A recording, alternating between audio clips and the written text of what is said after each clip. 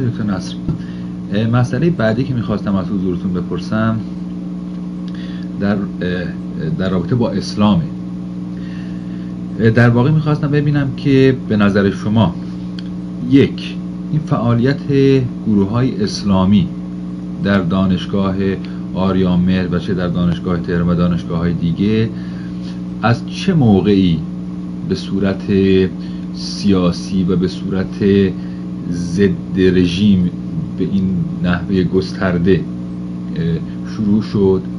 یک، و آیا این نوع فعالین سیاسی بر حسب ظاهر اسلامی آیا از همون مواقع هم با مراکز روحانیت اسلامی در ایران و چه در خارج ایران رابطه‌ای داشتن یا نه؟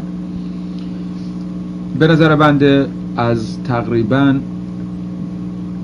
1330 31 32 بعد از همون جریانات دکتر مصدق و آرام شدن وضع ایران با پیشرفت‌های سریع اقتصادی مملکت و تعداد بیشتر ایرانی به خارج رفتن، به تدریج یک نوع احساس بازگشت به خود در ایران تقویت شد. قبلا راجعش من اون دفعه صحبت کردم. این بازگشت به خود یک بعد خیلی مهمش البته اسلام بود، چون خود یعنی فرهنگ ایران، نفس فرهنگ ایران در متن فرهنگ اسلامی، و تعداد دانشجویانی که کم کم علاقه‌مند می‌شدند به اقلاً معارف اسلامی در دانشگاه تهران هر روز رو به ازدیاد بود. از روزی که من اومدم در دانشگاه 1337 تا این 20 سال بعد که 21 سال بعد که انقلاب شد. به نظر بنده در اون سالهای مثلا 37 تا 50 51 در اون سالها تمام کوشش افراد متدینی که در دانشگاه تهران و یا بعداً در دانشگاه آریامهر بودند برای این بود که بتونند جهت دینی خودشون رو در دانشگاه حفظ کنند. یعنی این مسئله فوق‌العاده مهمی در ایران داشت مطرح می‌شد که متأسفانه دولت هیچ جا بهش توجه کافی نکرد. یعنی این بود که دانشگاه‌های ما جمعیتش رو به گسترش بود. هرچی جامعه ثروتمندتر میشد، طبقات بالای جامعه که علقه و علاقه دینیشون کمتر بود، به علت این ثروت خیلی آسونتر بچه‌هاشون می‌فرستن به خارج از ایران.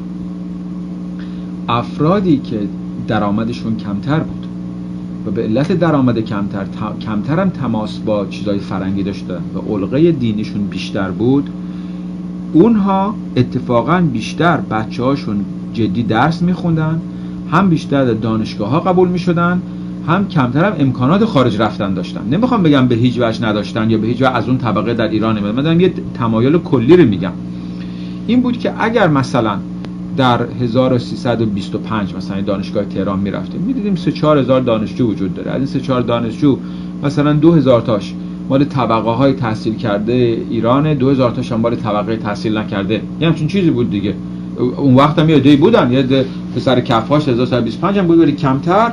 وقتی 1350 شما نگاه می‌کردید می‌دیدید که سال به سال بین شاگردایی که وارد دانشگاه میشن در این حال که جمعیت دانشگاه گسترش پیدا میکنه، اون نسبت هم کمتر میشه. یعنی تعداد افرادی که از خانواده‌های فرنگی مآب و به همین جهت کمتر پایبند به اصول دینی میان به دانشگاه کم میشه نسبت به افرادی از خانواده‌های متدین و متعصب میان به دانشگاه و هنوزم این علقه و علاقه رو دارن.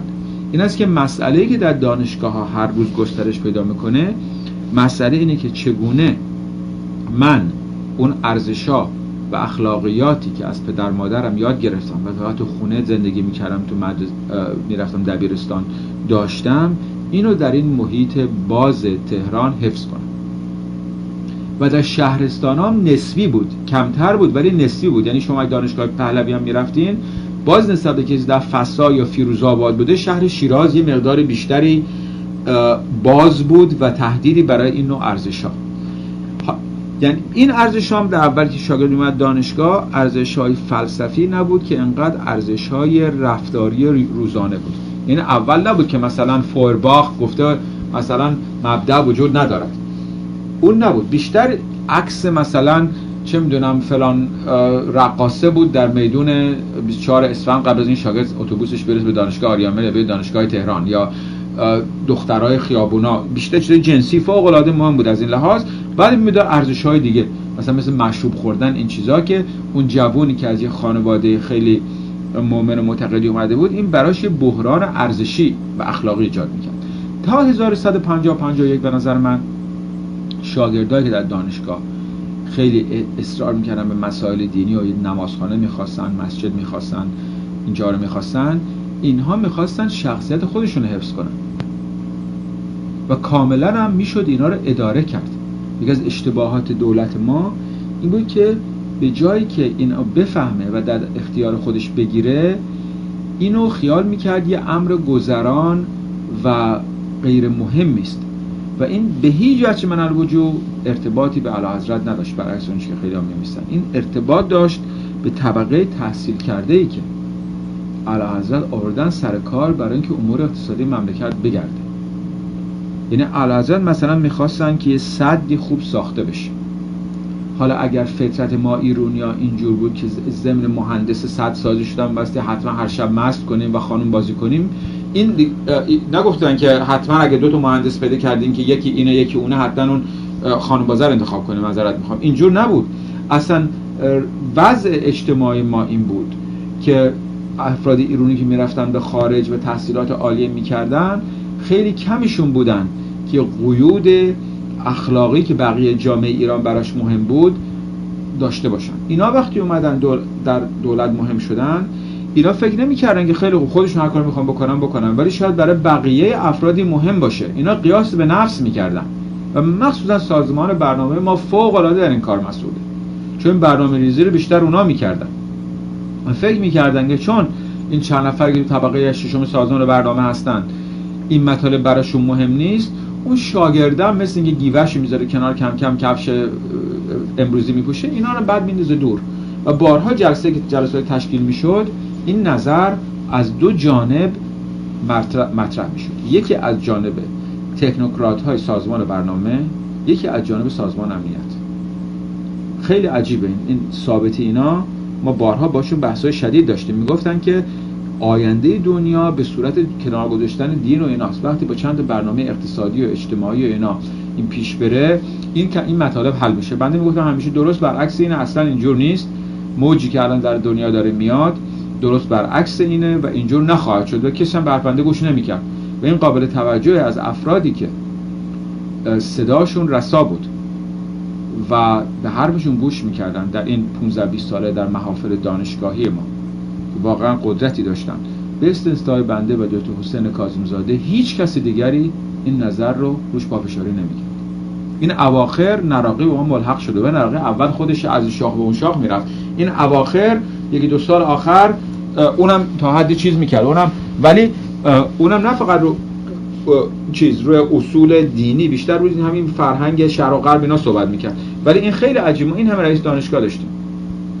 خیلی بامزه بود که دکتر فرهنگ مهر که زردشتی بود بیشتر رو این موضوع اتکا میکرد. بقیه رؤسای دانشگاه‌های ما، نمیخوام بگم هیچ کس نبود، بعضیام بودن مثلا دکتر متینی که این جریان خیلی خوب میفهمه، اونا قدرت نداشتن. اونهایی که در شوراهای دانشگاهی و آموزش عالی اینا صداشون رسا بود و قدرت داشتند، اینها هیچ کدوم به این موضوع اعتقاد اونجوری نداشتن. فقط بنده بودم و دکتر حسین کاظمی‌زاده. فقط توی این موضوع ما اصرار میکردیم و افراد دیگه هم گاهگاهی با ما همصدا میشدن، ولی اینقدر نبود که بشه یک برنامه اصیل و کلی خوب درست کرد که بشه اون احتیاجی که اون جوانی داره که نمیدونه ارزش اخلاقش از کجا میاد، اون رو خود یک کسی که طرفدار رژیمه بتونه ارضا بکنه. یه موضوع دیگه هم اینجا بود و خیلی خیلی مهمه که اون تقصیر فوق العاده از جانب علماست. این تیکش تقصیر دولت بود، اون تیکش تقصیر علماست. این دو جانب است. علما خیلی هاشون به علت این که طبعا میدیدن قدرتشون داره تهدید میشه در جامعه و خیلی از کارهایی که انجام میپذیرفت مخالف بودن، ولی با رژیم مخالف نبودند تا اون زمان. هیچ کدومشون، حتی اونایی که خیلی تند حرف می‌زدن مثل مطهری، اینا به هیچ وجه نبودن، با رژیم مخالف نبودن. تازه مطهری میگفتش که علی شریعتی چپی و چرا سازمان امنیت داشت پشتیبانی میکنه، اون داره اسلامو خراب میکنه. این که همه میدونن این موضوع رو. ولیکن تا حدی که این جریان بهش توجه نشد از جانب دولت، به نظر بنده از در حدود سالهای 50 اینطورا نیروهای خارج از مملکت تصمیم گرفتن از این جریان به سود خودشون استفاده کنن. شاید یک نوع پیوندهای محرمانه‌ای بین یه عده‌ای از اون زمان در داخل ایران بود، مثلا بین مطهری با هنر و مفتح که هر ستاشون مردن. من نمیدونم تا چه حدی این برای براندازی ایران بود. به نظر من بیشتر برای اینا یه نوع تشکیلات نیمه سیاسی نیمه دینی گرفتن قدرت برای حفظ منافع علما بود، یه همچین چیزی. ولی من اون زمان فکر نمی کنم این جنبه بین‌المللی مخالف با رژیم داشت. بهشتی هم برای خودش یه تشکیلاتی داشت که بیشتر با خود وزارت آموزش پرورش سر کار داشت. اون در واقع آخوند دولتی بود، ولی خیلی اون با محافل بین‌المللی اینا رفت آمد داشت، در آلمان و در امریکا و در روسیه رفته، خدا میدونه، بنده نمیدونم. ولی به هر حال ظن من اینه که از تقریبا در حدود سال 50 اینطورا بود که کم کم یک حوزه‌های در داخل ایران تشکیل شد بین مراجع و مراکز دینی که اینها سعی کردند که چون حالا این احتیاج در دانشگاه‌ها هست و جوان‌ها خیلی این احساس رو می‌کنند و در عین حال دولت اینو ارضا نمی‌کنه و هی بعد زور آورد به سازمان امنیت مثلا مسجد تهران باز دیگه داشته باشه، اگه خود دانشگاه واسه پیش قدم بشه، افراد خودش رو بفرسته، خودش استقبال کنه، چون این کارو نمی‌کنن اینا بیان ازش استفاده ضد ملی بکنن. و به نظر من از اون وقت بود که این آغاز شد و یقینا قبل از اون بدون شک قبل از اون در خارج از ایران این شده بود. یعنی تماس با خمینی، فعالیت‌های ابراهیم یزدی، تظاهر به دیانت قطب‌زاده، کوشش در تسخیر در واقع انجمن اسلامی دانشجویان در امریکا، اینا قبلا شده بود. خیلی ممنونم. اجازه بدین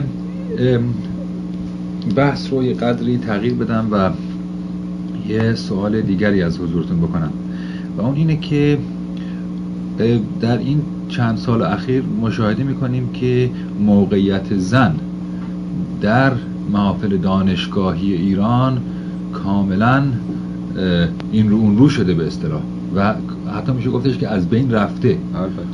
آیا این که به اسم اسلام هم انجام پذیرفته اسلامی هست یا نه؟ ببینین این کلمه رو به کار بردن اسلامی این ابهامی درش هست که خیلی گرفتاری ایجاد کرد، بالاخره هم برای ایران هم برای اسلام. جامعه سنتی اسلامی همیشه بیشتر اتکا می‌کرده به تقسیم بندی وظایف بین زن و مرد. مرد بیشتر کارهای بیرون رو می‌کرده، زن کارهای داخل خانه و بزرگ کردن بچه و اینا. ولی این فقط جامعه سنتی اسلامی نه، جامعه سنتی ژاپنی و جامعه سنتی بودایی و جامعه سنتی شینتو و کنفوسیوسی و هندو اینا همینجور بود و خود جامعه سنتی اروپایی. اینا این دوتا رو با هم قاطی میکنن همیشه مردم. مسئله اینه که این فعالیتی که بعدن شد، یعنی تعداد خیلی خیلی زیادی زن آمدن به دانشگاه‌های ایران، بعد شاگرد شدن و بعد استاد شدن و طبیب شدن و پرستار شدن و بساط اینها، آیا اینم میتونست اسلامی باشه یا اینکه چیز ضد اسلامی بوده؟ این مسئله اساسی است. تقریبا همه افراد یا قبل از انقلاب راجع به مطالب صحبت می‌کردن. این جمله مرحوم مطهری که اینقدر راجع به کتاب زن در اسلام نوشته، هر هفته سخنرانی می‌کرد و اینا، اونا به هیچ وجه من الوجوه مخالفتی با درس خوندن زنان نداشتن و حتی فعالیت‌های اجتماعی و حتی سیاسیشون نداشتن و استناد می‌کردن به اتفاقا اهمیت مثلا زنان عرب در صدر اسلام که خیلی فعالتر بودن از زن‌های بعدی، هم عرب هم ایرانی، و به دلیل اینکه اصولاً در جوامع بادیه‌نشین فعالیت زن‌ها از جوامع شهری در قدیم بیشتر بوده و زن‌ها خیلی بیشتر در امور بیرون شرکت میکردن، چنانکه در دهات ایران هم الان از لحاظ اقتصادی زنها خیلی بیشتر تو مزارع کار میکنن تا مثلا در تهران زنها در دکون من باب مثال یا در کارخانه. این که مخالفت از اون جهت اصلا نداشتن. اونا بیشتر میگفتن مثلا سر کلاس فرزند دخترها و پسرها با همدیگه یه جا نشینن، تماس بدنی نباشه، تحریکات جنسی نباشه، در این حدود بود. به هیچ وجه من الوجوه نفس درس خوندن رو علمایی که اون وقت میمدن در دانشگاه حتی حمله میکردن به فلان کار دولتینا، حتی به رأی دادن زنها، با که اونم بحث بود بین خود علما، ولی حتی اونایی که مخالفت با رأی دادن زنها میکردن، اونها مخالفت با تحصیل کردن زنها نمیکردن. و چیزی که خیلی قابل توجه بود این بود که در دانشگاه، مثلا دانشگاه تهران، هر روز تعداد دانشجویان زن بیشتر شد، به 1/3 رسیده بود. بین اینها یه عدهشون خیلی فرنگی ماب و اینا بودن، یه عدهشون هم خیلی متدین بودن و بین دخترای متدین تعدادشون هر روز بیشتر میشد.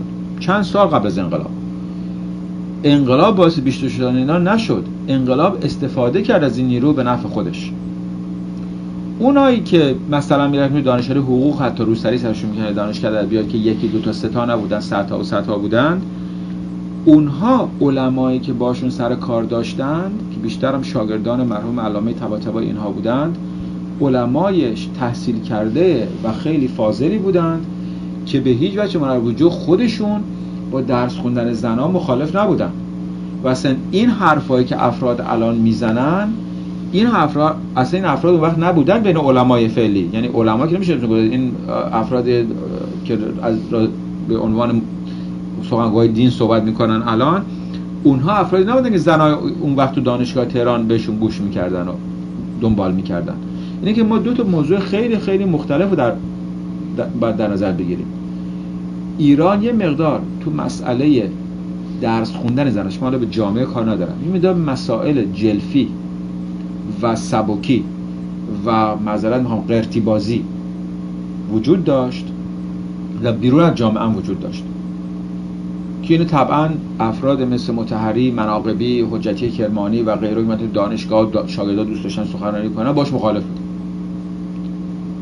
و اگر ایران مثل پاکستان و هندوستان بود، پاکستان میلیون ها زن تو دانشگاهش هستن ولی همه چون ساری و لباس سنتی دارن و اصلا این کارا رو نمیکنن، همدیگه رو وشکون نمیگیرن و اون کارایی که تو دانشگاه ادبیات انجام میشد انجام نمیدن، ناراحتی برای خانواده ایجاد نمیکنه. و علمای پاکستان نگفتن دانشجویان دانشگاه مثلا پنجاب سر دانشگاه نرن.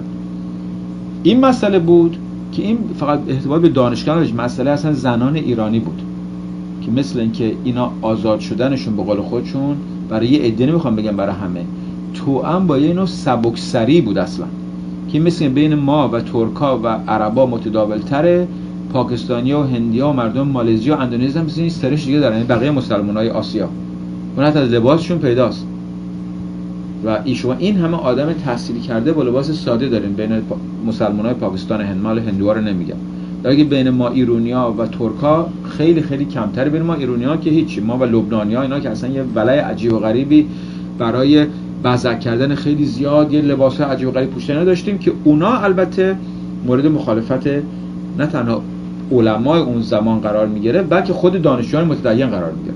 حتی از لحاظ حسادت مالی و اینا، مثلا یه وقتی یه خانمی اومد مثلا دانشگاه بیاد، بعضی دخترها مثلا لباسای مثلا 2000 تومان قیمتش بود، یه کسی بود 2000 تومان تمام خانوادگی ما زندگی میکرد. اینم بود، فقط دین نبود، جنبه اقتصادی هم بود. یکی مسئله نفس درس خوندن بود و عالم شدن و حتی مقامات اجتماعی به دست آوردن اینها، که اون دخترای متدین 100% له این بودن و اونا هم سوختن در این انقلاب. یعنی بزرگترین ضربه رو این انقلاب البته به زنهای ایران زد و مخصوصا شاید به این زنها زد، چون اینا چوب خوردن توسط چیزی که خودشون ازش دفاع میکردن.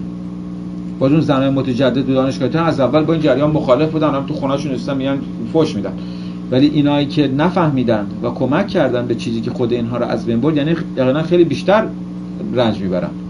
یعنی طبقه متجدد ایران، زنهای خیلی متجدد اون بالا شاید آشنا باشن که یه عده زیادی دانشجو دانشگاه ما بودن که خیلی برجسته بودن، زن خیلی تحصیل کرده، خیلی متدین، در هم خیلی عالم و نمیخواستن که دکتر نشن نمیخواستن که حتی تو مهندس مکانیک نشن. ما یه دختر داشتیم از خانواده های بسیار متدین و روسری داشتن مهندسی میخوندن ولی تو کارخونه ها اونا نمیخواستن که قسمت علمیشون از بین بره و گول خوردن سر این جریان رو خریتشون. یعنی اون نیروها از اینا استفاده کردن. اون انتقاد بر مثلا چاک لباس رو تبدیل کردن به این که اصلا درس خوندن. اجازه بدین یه سوال دیگه از حضورتون بکنم و اون اینه که این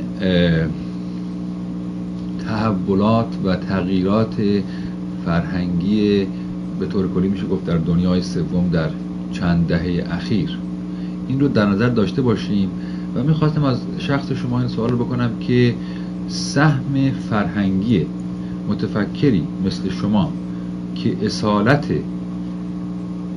فکری و اصالت فرهنگی ایران، حالا یکی از ممالک جهان سوم رو کاملا درک میکنه، در ضمن اینکه اصالت تکنولوژی رو هم میدونه، سهم چنین فردی مثل جناب عالی در ایران چند دهه اخیر اولا چه بوده و استمرار این چنین سهمی چه باید باشه؟ حتما کلمه اصالت تکنولوژی رو زیاد ازش خوشم نمیاد. میدونم میخوان چی بگیم. من اصالت برای تکنولوژی قائل نیستم، مشکلات و اهمیتشو میفهمم، ولی اصالت به اون معنی نیست که برای اون فرهنگ اصالت قائلم. اولا سهمی که بنده در این سالهای اخیر در ایران داشتم چند تا بود که از لحاظ فرهنگی، و من اینجا فرصت نکردم تمام فعالیت‌های فرهنگیمو براتون تذکر بدم و احصا کنم در واقع، چون خیلی خیلی زیاد بود. یعنی من فعالیت‌های فرهنگی در ایران داشتم، شاید بشه گفت که کمتر فعالیت فرهنگی در ایران بود، فعالیت مهمی که من یه سهمی دراش نداشتم. از کنگره‌های ایران شناسی و بزرگداشت بیرونی و خواجه نصیر طوسی اینها گرفته تا شورای عالی فرهنگ، تا فعالیت فرهنگی داخل دانشگاه‌ها، احیای زبان فارسی، فرهنگستان، این ور اون ور، و بالاخره تأسیس بنیاد شهبانو فرح که در سطح خیلی وسیع فعالیت‌های فرهنگی می‌کرد، و حتی فرهنگستان علوم که بنده خودم عضویتش داشتم ولی اصرار کردم که رشته فرهنگی و علوم انسانی هم در اون فرهنگستان باشه. این که من حالا نمیخوام سرتون درد بیارم به تمام فعالیت‌های مختلف فرهنگی کردم، شاید بعداً راجبش صحبت بکنم، ولی سهمی که من داشتم چندین تا بود. یکی و در درجه اول احیای فرهنگ ما، مخصوصاً جنبه عقلی و فکری این فرهنگ و متوجه کردن ایرانی‌ها به اصالت این فرهنگ از لحاظ فکری و عقلی. این اولین کار من بود. یعنی در واقع احیای تفکر و فلسفه اسلامی ایران. دوم، متوجه کردن ایرانی‌ها به ماهیت علوم و فلسفه و تکنولوژی غرب و خطراتی که اصولاً اخذ این مطالب از غرب برای فرهنگ ما داره، و به همین جهت نگریستن به این تمدن غربی با دید انتقادی و نه فقط با عقده حقارت یا با پذیرش کورکورانه. سوم، متوجه کردن ایرانی‌ها به فرهنگ‌ها و تمدن غیر از فقط ایران و غرب، و این با یک هدف خیلی خاصی، یعنی متوجه کردن اینها به وجود بقیه آسیا کم می‌کرد به نظر من ضربت تمدن غرب رو بر روی پیکر ایران. یعنی دلیلی که من کارو می‌کردم این بود. بعداً خیلی اومدن باقوات گیتا ترجمه کردن اینا، ولی اولین کسی که تو ایران این مشعل احیا کرد بنده بودم، و حتی آوردن مثلا ایجاد رشته سانسکریت در دانشگاه تهران که با اصرار بنده وقتی رئیس دانشگاه بودم ایجاد کردم، و آقای شایگان آوردم، و قبل از اون معلم هندی بود، گفتیم اون هر سال میاد میره، ما باید یه ایرانی داشته باشیم، و بعد کوشش در تدریس تاریخ خاور دور و تاریخ هند و بساط اینا. به این علت بود که بنده میخواستم که ایرانی متوجه بشن فقط یه ایران و غرب نیست، فرهنگ‌ها تمدن‌های دیگه هم هست و زیاد غرب رو از لحاظ فرهنگی زیاد جدی نگیرن. و چهارم، کوشش در ایجاد یک راهی که ما چگونه بتوانیم با حفظ اصالت فرهنگی خودمون مواجه بشویم با تمدن و فرهنگ غربی و تکنولوژی و علومش. و فکر نکنیم که تکنولوژی هیچ تاب و بار فرهنگی نداره، چون که خیلی از این اونایی که در این انقلاب مثلا میگن ما اسلام با تکنولوژی هیچ مخالفت نداره. چرا مخالفت داره؟ و فقط مسئله شریعت و تکنولوژی نیست، یه جهان بینی است که پشت تکنولوژی ایستاده و شما تو جهان بینی فلسفی اسلامی نشه باشید نمیتونید با اون جهان بینی مقابله کنید. و به همین جهت کوشش من در این بود که ما یه ارزیابی بکنیم تکنولوژی و علوم غرب رو و به هیچ وجه اتخاذ نکنیم، بلکه با ابتکار انتخاب بکنیم. و به همین جهت بود که علاوه تمام فعالیت‌های فرهنگی و تدریس ملا صدرا و احیای سهروردی و عرفان و اینجور چیزا و نوشتن کتاب در تاریخ علوم و احیای تاریخ علوم خودمون و اینها، چرا بنده اینقدر به دنبال آلترناتیو تکنولوژی به قول امریکایی یا دعوت ایوان ایلیچ به ایران و مرکز نیروی خورشیدی و احیای مسئله، اصلا توجه مسئله بوم شناسی و اکولوژی و اینها بودم. و اصلا چه سهمی که بنده داشتم مثلا در تمام مسئله محیط زیست در ایران. و اینو حالا نمیخوام بگم، بنده سالها عضو محرمانه یک کمیته محرمانه بودم در اصفهان برای جلوگیری از بین رفتن شهر اصفهان. یعنی هیچ کس نمیدونه، ولی مرکب بود از استاندار اصفهان، وزیر اقتصاد، رئیس سازمان برنامه، رئیس یه نفر نماینده از ذوب آهن و بنده که قبل از این من رئیس دانشگاه آریامهر بشم و بعدش که ارتباط دانشگاه آریامهر نداشت. برای این به اصرار اولی حضرت بود که از بس می‌خواستن دور اصفهان به علتی که آب داشت و کارگر خوب داشت هیچ کارخونه بسازن، اصلا بافت شهری و تمام محیط زیست اصفهانش از بین میرفت. و چرا ایران بهترین برنامه محیط زیست تمام آسیا من جمله ژاپن رو داشت؟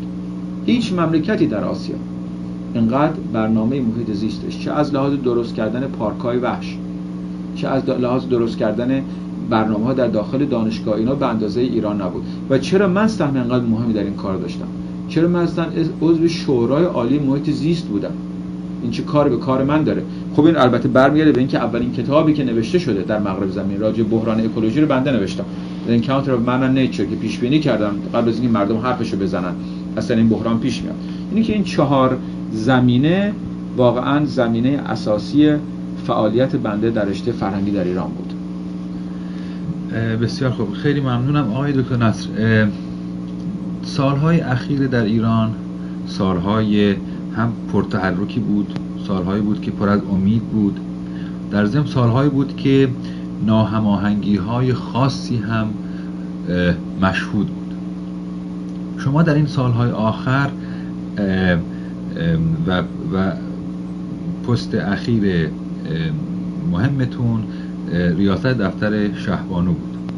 میخواستم در این زمینه اولا یک سوالی رو مطرح کرده باشم که شما به اون پاسخ بفرمایید و بعد هم درباره نقش خود جناب عالی در دفتر مخصوص شهبانو در رابطه با رجال مملکت، در رابطه با اینکه چه نوع تفکری رو شهبانو علاقه داشتن که اشاعه پیدا بکنه در مملکت و چگونگی برخورد رجال مختلف با این.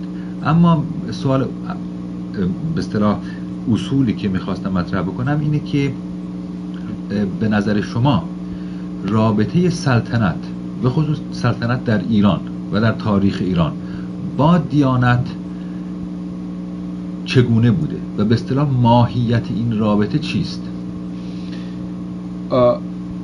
اتفاقا همین سوالی که باعث شد اصولا بنده نزدیک بشم به دستگاه سلطنت و مخصوصا به اولی حضرت و رئیس دفتری ایشون رو در این موقع مشکل تاریخ ایران هم قبول بکنم. ماهیت رابطه بین سلطنت و دیانت این است که در تمام ادوار فرهنگ ایران،